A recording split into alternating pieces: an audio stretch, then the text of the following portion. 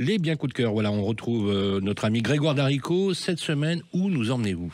On va dans la Meuse, à Bar-le-Duc, une ville magnifique dont les origines remontent à l'Antiquité et dont la spécialité gastronomique, mon cher Sylvain, ça va vous faire plaisir, c'est la confiture de groseille épépinée à la plume d'oie que l'on surnomme le caviar de Bar, une recette dont on a fait mention pour la première fois en 1344. Mais pourquoi moi? Je sais pas, je vois vous lécher les babines.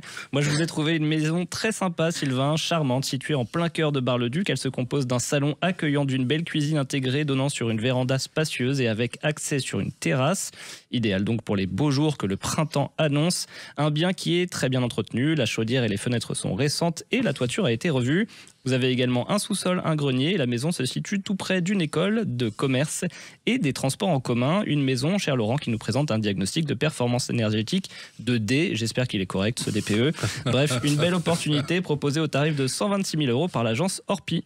Alors, on peut simuler le financement, je crois qu'on apporte toujours 20%. 20%, c'est ce que j'ai mis, soit 25 200 €. J'ai écouté Bérénice, je me suis rapproché des 3% pour le taux sur 25 ans. Donc, on peut estimer des mensualités de remboursement à 478 €. Alors, rapidement, un deuxième bien, on va à Saint-Chamond. Oui, dans la Loire, c'est la capitale de la vallée du Gier, une commune qui se trouve entre les monts Lyonnais au nord et le massif du Pilat, pas la dune, le massif au sud. Elle est à 12 km de Saint-Étienne, 49 km de Lyon. Figurez-vous qu'il est arrivé une mésaventure à un couple acquéreur dans cette ville, un couple qui avait acheté une maison pour 1 € seulement. Alors jusque-là, c'est alléchant, mais la condition en échange, et c'est souvent le cas, c'est d'engager des travaux de rénovation du bien pour 25 000 €.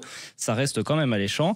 Dans ce cas, on a un cahier des charges qui est assez précis à respecter pour la rénovation du bien. Ça peut aller jusque dans le choix des artisans locaux. Et alors le problème pour notre couple, c'est qu'ils se sont rendus compte d'un défaut d'isolation sur un mur qui a provoqué des infiltrations très embêtantes et des travaux supplémentaires pour un budget de travaux global qu'ils chiffrent à 75 000 €.